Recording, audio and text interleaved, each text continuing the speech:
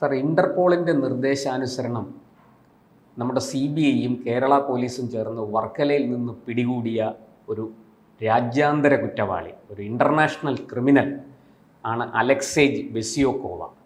46 വയസ്സാണ് ഇയാൾക്കുള്ളത്. പക്ഷേ ഇയാൾ ഒരു ചെറിയ മീനല്ല എന്നാണ് ഇപ്പോൾ കിട്ടുന്ന വിവരം. വലിയ ആഴത്തിൽ വളരെ വ്യാപിച്ചു കിടക്കുന്ന തീവ്രവാദ പ്രവർത്തനങ്ങളുമായി ബന്ധപ്പെട്ട വിഷയങ്ങളിലാണ് ഈ അറസ്റ്റ്. എന്താണ് സാർ അതിൻ്റെ വിശദാംശങ്ങൾ? അതിൻ്റെ ഒരു ഇൻ്റർനാഷണൽ ക്രൈമാണ്. അത് പിടിക്കപ്പെടുകയാണ്. ഇത് വർക്കലയിൽ വെച്ച് നടക്കുന്നു എന്നുള്ളതുകൊണ്ട് ഇതിൽ 2 പ്രധാനപ്പെട്ട കാര്യങ്ങൾ നമ്മുടെ കേരളീയർ ഓർക്കേണ്ടതായിട്ടുണ്ട്. ഒന്നാമത്തേതോ രണ്ടാമത്തേതോ, ചിലപ്പോൾ രണ്ടാമത്തേതോ ഒന്നാമത്തേതാവാം, എന്തുമായാലും ആയിക്കോട്ടെ. ഇനി ഞാൻ പറയുന്നത് സൗകര്യത്തിന് വേണ്ടി പറയുന്നത്, വർക്കല SHO ആണ് ഇദ്ദേഹത്തെ ചോദ്യം ചെയ്യുന്നത്. അപ്പോൾ ചോദ്യം ചെയ്യാനായിട്ട് ചെന്നു. വർക്കല SHOയ്ക്ക് അതിനു മുമ്പേ ഇൻ്റർപോളിൻ്റെ റെഡ് കോർണർ നോട്ടീസിൻ്റെ വിശദാംശങ്ങൾ ഇദ്ദേഹം ചെയ്തിട്ടുള്ള കുറ്റകൃത്യങ്ങളെല്ലാം കിട്ടിയിരുന്നു. അത് സവിസ്തരം പഠിച്ച ശേഷമാണ് പോയി ചോദ്യം ചെയ്തത്. അതെ. അപ്പോൾ ചോദ്യം ചെയ്തപ്പോഴും ഇദ്ദേഹം നിരപരാധിയാണ്, ഒരു സ്ഥാപനത്തിലെ സ്റ്റാഫ് മാത്രം, ഒരു കള്ളവും ഇല്ല എന്നൊക്കെ പറഞ്ഞു. ഇയാൾ സത്യസന്ധനാണ് 100%. കണ്ടാലും അങ്ങനെ തോന്നും, ഒരു പാവം, ഒരു വലിയ ആരോഗ്യമൊന്നും പുറമേ തോന്നാത്ത ഒരു വ്യക്തിയാണ്. നമുക്കങ്ങനെ തോന്നും. 46 വയസ്സേ ഉള്ളെങ്കിലും അതിനേക്കാളൊക്കെ പ്രായം തോന്നുന്ന ഈ മനുഷ്യൻ, സാറേ ഞാനൊരു പാവമാണേ എന്നൊക്കെ പറഞ്ഞിങ്ങനെ നെഞ്ചത്തടിച്ച് കരയുകയൊക്കെ ചെയ്തിട്ട് ഈ മനുഷ്യൻ ആ SHO ഇറങ്ങിപ്പോകാൻ നേരത്ത് കുഴപ്പമൊന്നും ഉണ്ടാക്കല്ലേ എന്ന് പറഞ്ഞ് 50,000 രൂപ, അത്രേ ഉള്ളൂ. കോടിക്കണക്കിന് രൂപയുടെ ഇൻ്റർനാഷണൽ ക്രൈം ചെയ്യുന്ന, അതായത് 96 ബില്യൺ ആണ് അയാളുടെ ഇടപാട്. ആ ചെയ്യുന്ന ആളിനെ കണ്ട വളരെ ഇതെന്തൊരു പാവപ്പെട്ട ഒരു ദരിദ്രവാസിയാണെന്നേ തോന്നുന്നു. 50,000 രൂപ എടുത്ത് കയ്യിലും കൊടുക്കുക.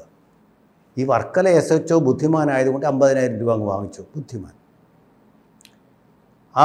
അദ്ദേഹം വാങ്ങിച്ചപ്പോൾ മനസ്സിലായി, അദ്ദേഹം ഒരു ക്രൈം ചെയ്യാത്ത ഒരാൾ, പാവം ഇതുപോലെ നിരപരാധിയാണെങ്കിൽ ഒരിക്കലും ഈ പണം കൊടുക്കേണ്ട ആവശ്യമില്ലല്ലോ. അപ്പോൾ വർക്കല SHO ചെയ്ത ബുദ്ധിപൂർവ്വമായി കേരള പോലീസിൻ്റെ തൊപ്പിയിൽ തൂവൽ ചേർക്കുന്ന നടപടി ഒറ്റ വിസിൽ വിളിയാണ്. പോലീസുകാരെ അവിടെ വിന്യസിച്ചിരുന്നു. അവരെല്ലാം ഓടി വന്ന് പിടികൂടുകയാണ് ചെയ്തത്. അത് വലിയ എല്ലാവരെയും ഇന്നും കൈയടിക്കേണ്ട ഒരു സംഭവമാണ് അദ്ദേഹം ചെയ്തത്. കാരണം ഒരു ഇൻ്റർനാഷണൽ ക്രിമിനൽ എന്ന് പറയുമ്പോൾ പേടി മുട്ടടിക്കുമ്പോൾ സാധാരണക്കാർക്ക് അവനെന്തും ചെയ്യാം. ഇങ്ങനെ ചെയ്യുന്ന ഒരാൾക്ക് ഒരു പോലീസുകാരനെ കൊല്ലാനാണ് പ്രശ്നം. ഈ പൈസ വാങ്ങിച്ചതാണ് അതിൻ്റെ ബുദ്ധി. അത് ഞാൻ കടിക്കൂലി വാങ്ങിച്ചതല്ലെന്ന് പറഞ്ഞ് പോയാൽ ചിലപ്പോൾ പുറകിൽ നിന്ന് വെടിവെക്കും. വാങ്ങിച്ചോണ്ട് പോയിട്ട് ഒരൊറ്റ വിസിൽ വിളിക്ക് അയാൾ നല്ല നല്ല ഭംഗിയായിട്ട് ആ കാര്യം ചെയ്തു. പത്രങ്ങളൊന്നും അതിനെ ആ ഒരു ആംഗിൾ കണ്ടിട്ടില്ല. പോലീസിന്റെ നേട്ടമായിട്ട് പറയേണ്ട ഒരു കാര്യമാണ്. ഇയാൾ ഇന്റർനാഷണൽ ക്രിമിനലിനെ പിടിച്ച ഇന്റർപോൾ അല്ല, കേരളത്തിലെ വർക്കലയിലെ ഒരു പാവം SHO ആണ്, സ്റ്റേഷൻ ഹൗസ് ഓഫീസർ. അഭിമാനകരമാണ്.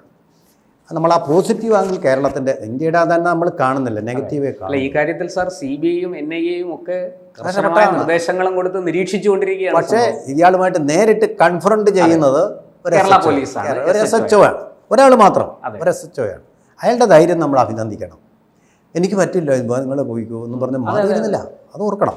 രണ്ടാമത്തെ കാര്യം, വർക്കല പ്രായേണ നമ്മളധികം ശ്രദ്ധിക്കാത്ത സ്ഥലമാണ്.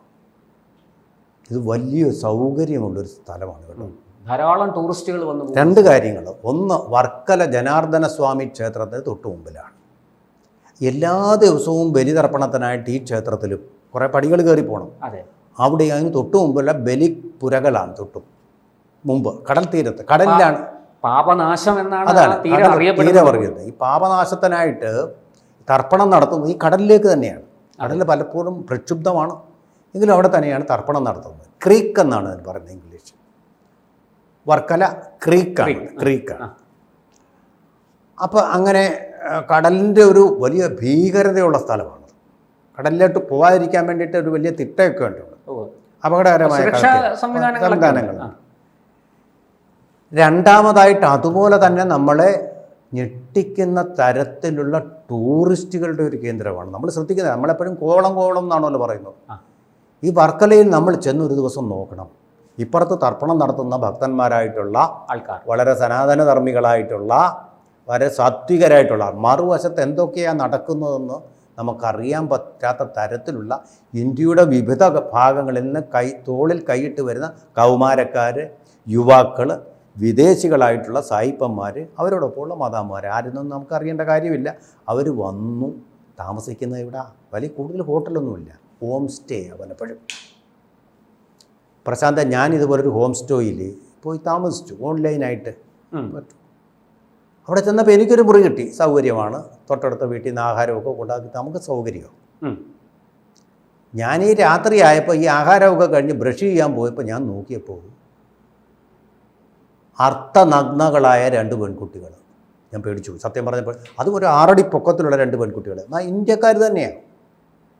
അവർ രണ്ടും കൂടെ ഇറങ്ങിപ്പോകുന്നു. ഞാനിവിടെ ഉണ്ടെന്നുള്ളത് അവർ പെട്ടെന്ന് അറിയാതെ ഒന്ന് അവർക്കൊരു അന്താളിപ്പ് വന്നാണ് അവർ പോകുന്നത്. പക്ഷേ ഞാനും ഒന്ന് അന്താളിച്ചു, കാരണം ഇത് പ്രതീക്ഷിക്കാത്ത ഒരു ദൃശ്യമാണ്. അവിടെ ഒരു ചെറിയ പുര, ഒരു ചെറിയ വലിയ ആഡംബരങ്ങളൊന്നും ഇല്ലാത്ത വിധത്തിൽ നാട് കാണും.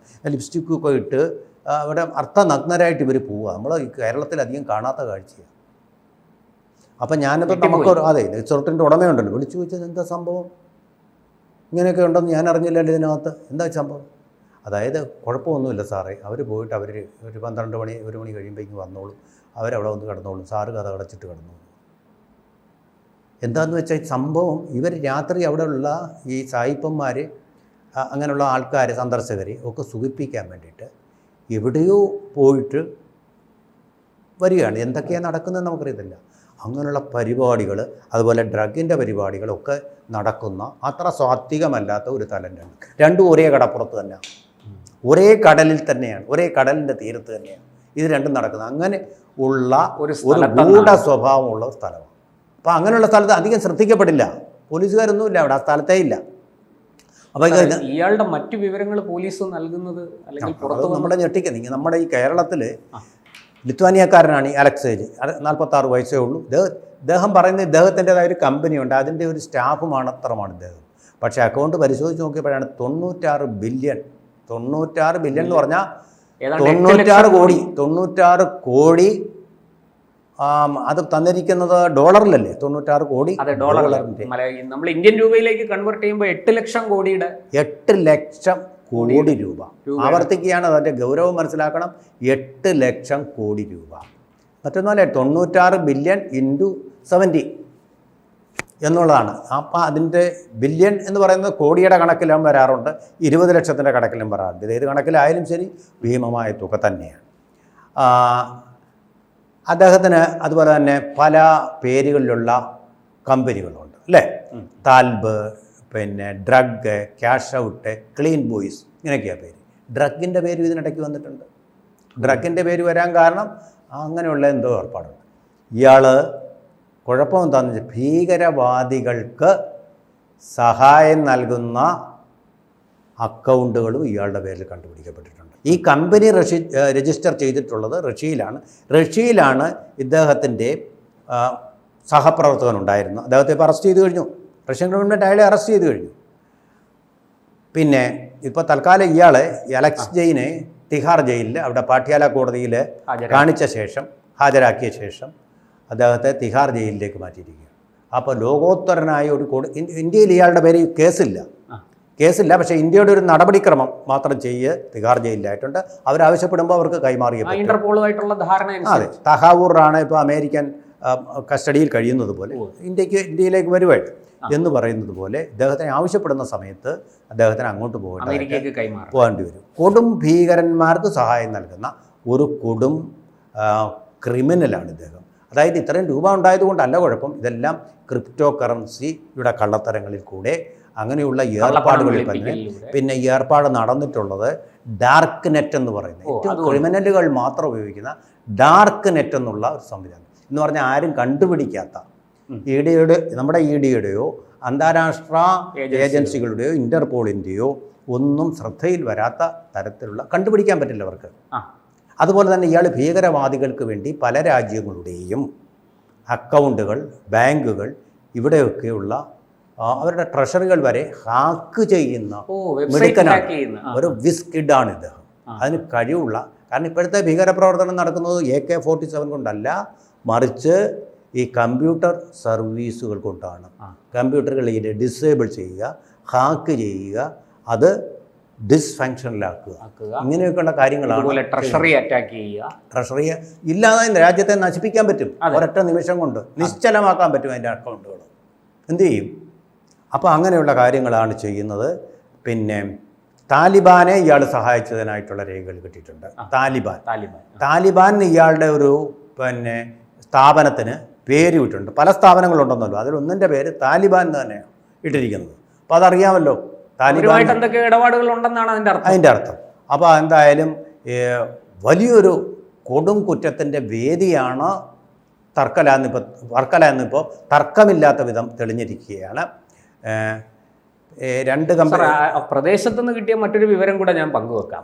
ഇയാൾ അവിടെ വലിയ ഒരു പിശുക്കനായിട്ടാണ് ജീവിക്കുന്നത്. അതെ, അത് രസമുള്ള കാര്യം. അങ്ങനെ ഒരു വിവരം കൂടി പുറത്തു വരുന്നു. അതെ, അദ്ദേഹത്തിന് ഒരു വീട് വാടകയ്ക്ക് എടുത്താണ് അയാൾ കഴിയുന്നത്. വീട്ടുടമസ്ഥൻ തന്നെ പറയുന്ന 5 കൊല്ലമായിട്ട് ഞാൻ പറഞ്ഞിട്ട് ഇയാൾ വാടക കൂട്ടി തരുന്നില്ല. കൂട്ടി തരുന്നില്ലെന്ന് മാത്രമല്ല, ഈ വാടക ചോദിച്ചപ്പോൾ അത് കുറച്ചു തരണമെന്ന് പറഞ്ഞ് ബാർഗെയിൻ ചെയ്തു. നിസ്സാര തുകയുള്ളൂ, വീടാണ് ഇത്, വലിയ നിസ്സാര തുകയുള്ളൂ, ഏതാണ്ട് 1000-2000 രൂപയൊക്കെ വാങ്ങിക്കൂ.